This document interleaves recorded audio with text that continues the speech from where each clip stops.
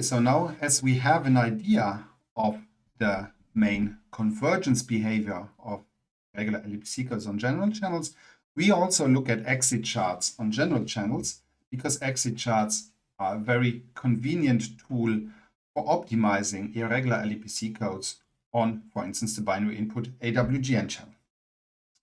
So we have the exit chart and we optimize degree distributions using the exit chart. And therefore, we first need to introduce the exit chart for the binary input AWGN channel. And the exit chart here allows a very, very, very simple optimization, which is very similar to the binary erasure channel, as we're going to see.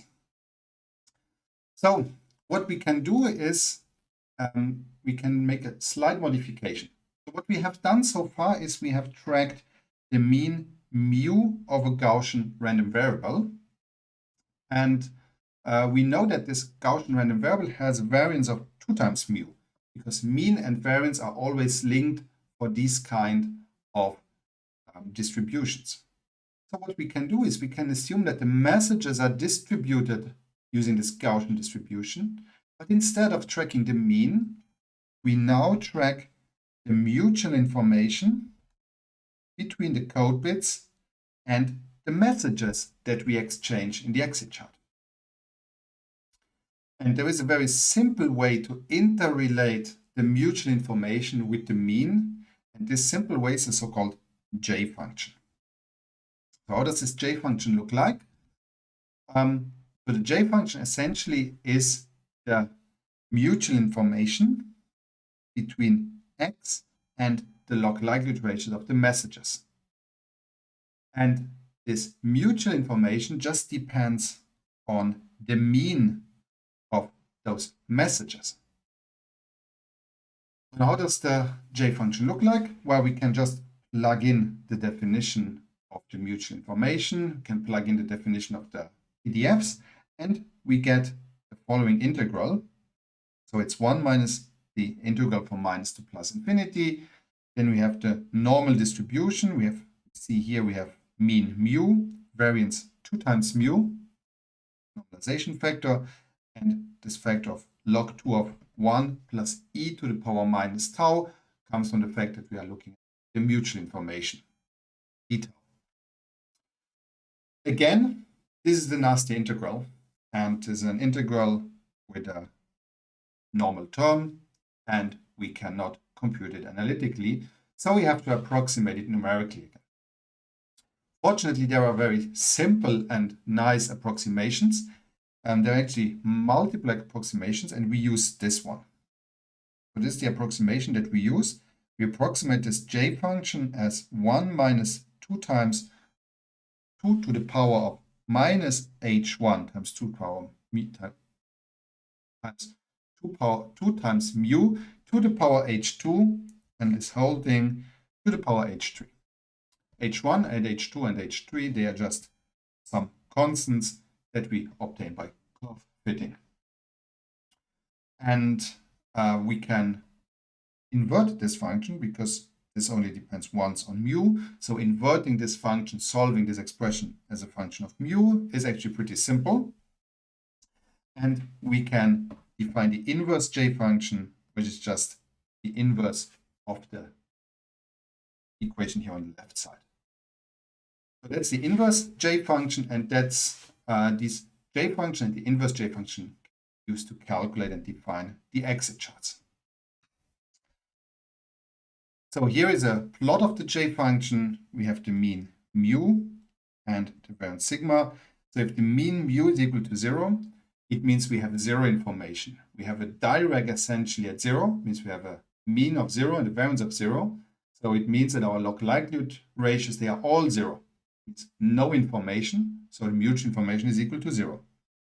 And as the mean increases, we know that the reliability of the messages becomes better, and the J function increases towards 1. And if we have a mean that goes to infinity, it means that we have a mutual information that goes to 1, so we know everything about the data we would like to transmit.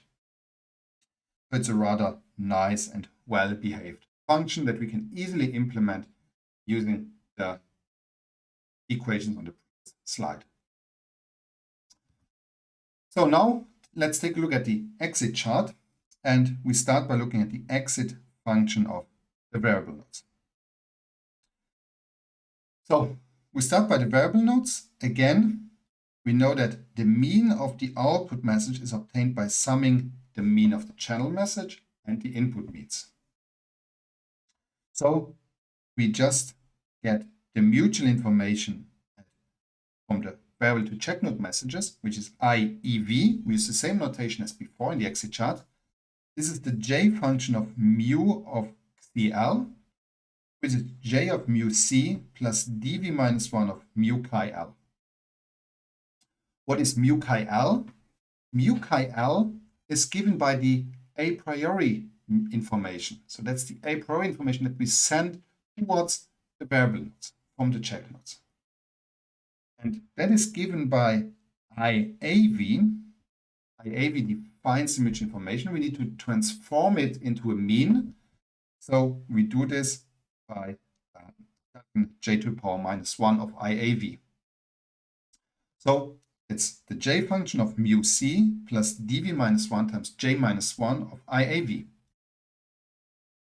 That's the exit function for a regular dv for the variable node of a regular code.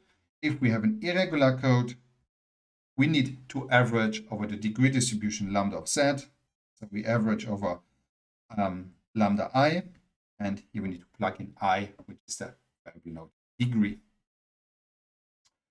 Okay, so now the caveat comes, check nodes.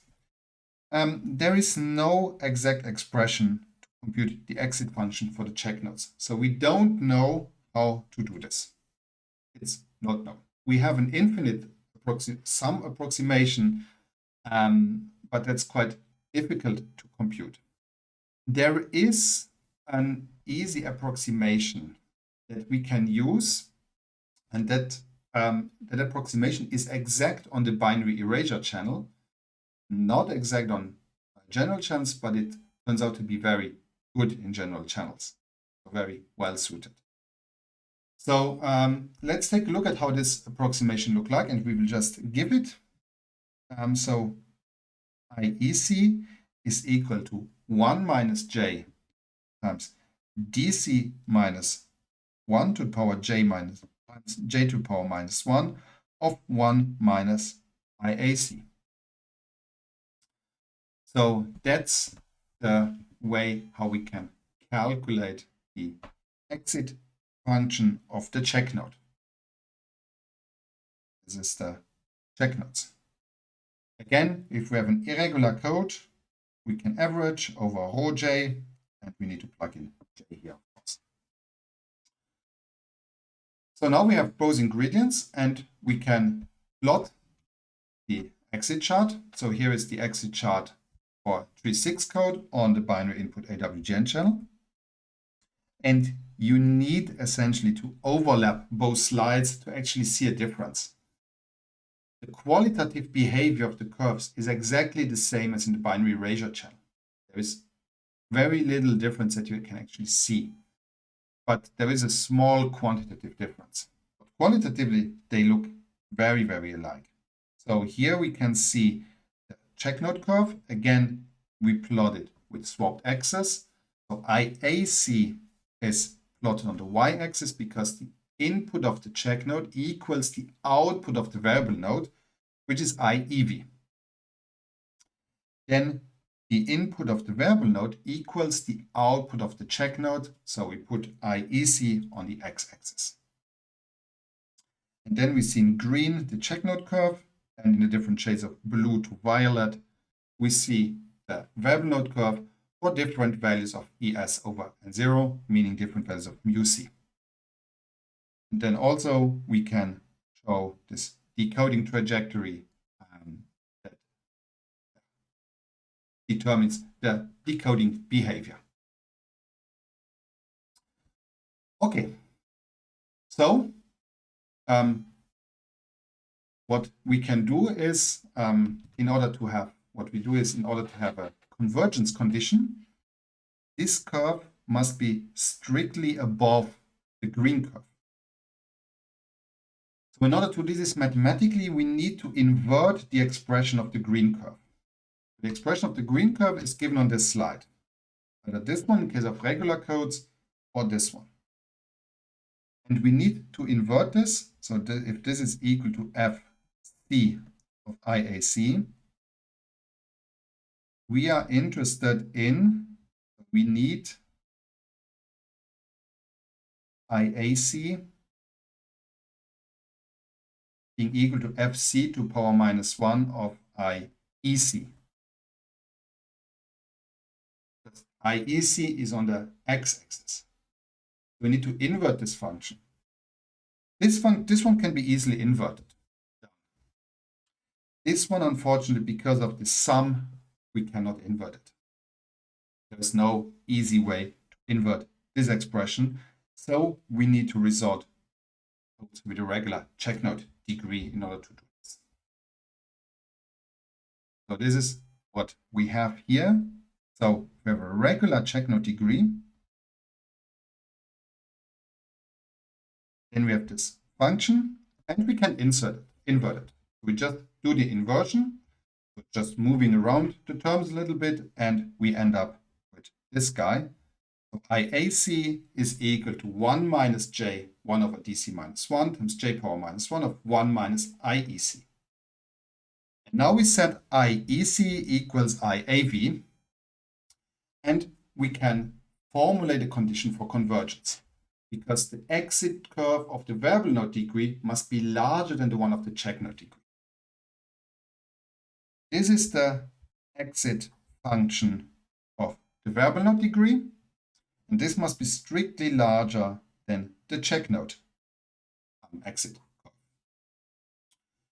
This is a function that is linear in lambda I, so this hints to us that, again, we can use linear programming to do the optimization. So we have this very simple condition that is linear in lambda I that we can use for optimizing the lambdas.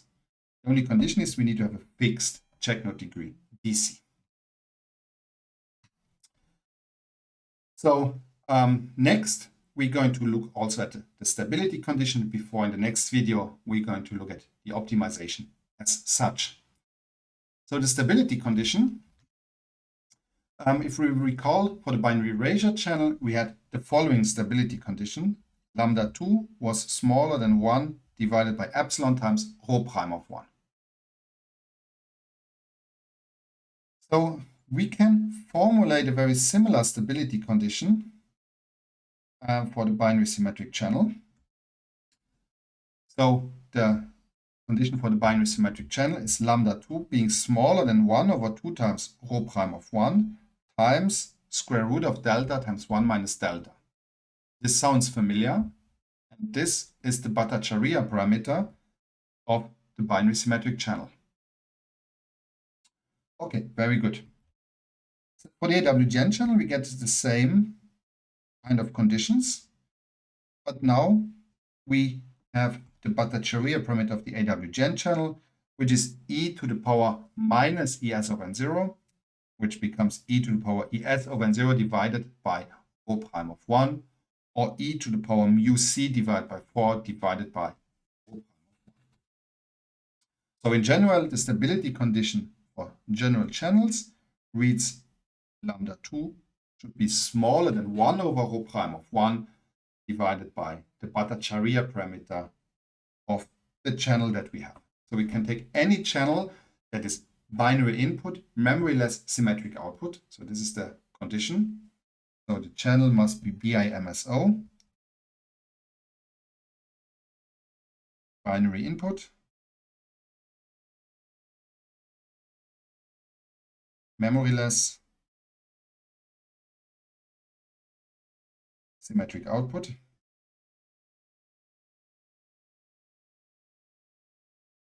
So essentially the ones that we encountered are the B.Sc and the binary input AWGN channel. These are the two channels that fulfill these conditions that we have encountered. The Z channel, unfortunately, doesn't fulfill this condition. So That's the stability condition. That was very quick. And now we can come to the optimization of degree distributions, and we're going to do this in a separate video in the next video.